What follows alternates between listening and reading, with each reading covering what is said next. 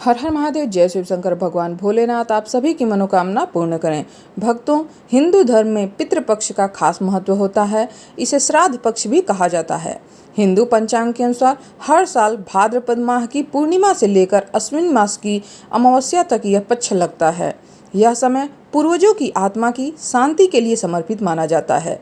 धार्मिक मान्यता है कि इस दौरान पिंडदान, तर्पण और श्राद्ध करने से पितर जो होते हैं वो प्रसन्न होते हैं और हमें उनका आशीर्वाद प्राप्त हो जाता है। मान्यता है कि जो लोग अपने पितरों का श्राद्ध पूरी श्रद्धा और विधि पूर्वक करते हैं, उनके जीवन में सुख समृद्धि बनी रहती है। ऐसे में आइए इस वीडियो में जानते हैं पितृपक्ष की शुरुआत कब से हो रही है।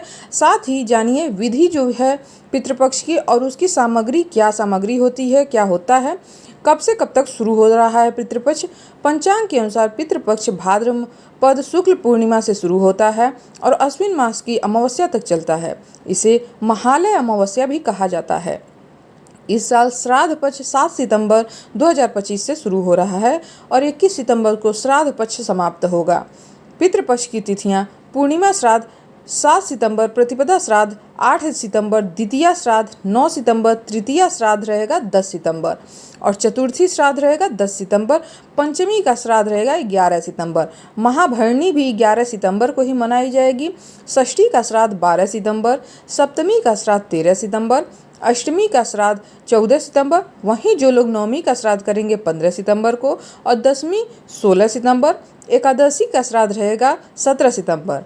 द्वादशी का श्राद्ध 18 दिसंबर। 19 दिसंबर को त्रयोदशी का श्राद्ध रहेगा और चतुर्दशी का श्राद्ध 20 सितंबर को।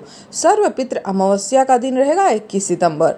श्राद्ध किस आधार पर किया जाता है?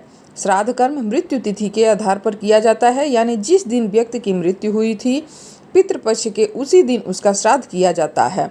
अगर किसी को अपने पूर्वज की मृत्यु की तिथि याद नहीं होती है तो वे लोग अमावस्या के दिन सर्वपितृ श्राद्ध कर सकते हैं। यह तिथि उन सभी पितरों के लिए होती है जिनकी मृत्यु तिथि मालूम नहीं होती है। श्राद्ध करने का सही विधि क्या है?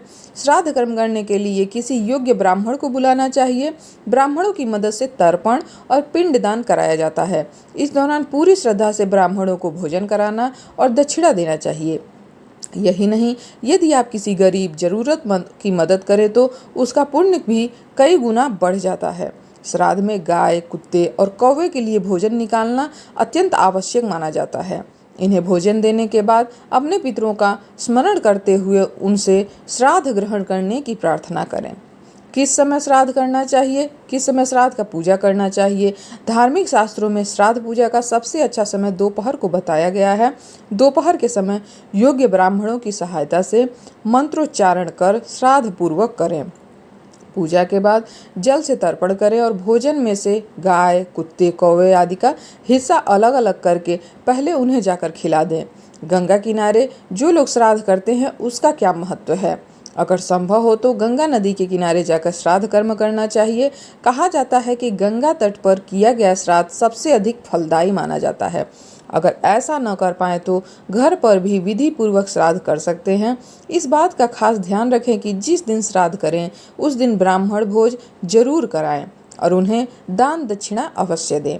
श्राद्ध में पूजा की जो सामग्री होती है वो भी जान लीजिए। श्राद्ध पूजा के लिए कुछ विशेष सामग्री की आवश्यकता होती है, जैसे रोली, सिंदूर, सुपारी, रक्षा सूत्र, चावल, जनेऊ, कपूर, हल्दी, देसी घी, शहद, काला तिल, तुलसी पत्ता, जौ, हवन सामग्री, गुड़, मिट्टी का दिया, रुई, अगरबत्ती, दही, गंगा जल, सफ़ेद फूल, खीर, श्वांग के चावल, मूंग, गन्ना और खजूर। भक्तों, भोलेनाथ आप सभी की मनोकामना पूर्ण करें। भक्तों, वीडियो पसंद आए तो लाइक और शेयर करिएगा। चैनल पे अगर नए हैं तो सब्सक्राइब कर लीजिएगा। कमेंट में हर हर महादेव लिखना ना भूलिएगा। स्वस्थ रहिए, मस्त रहिए।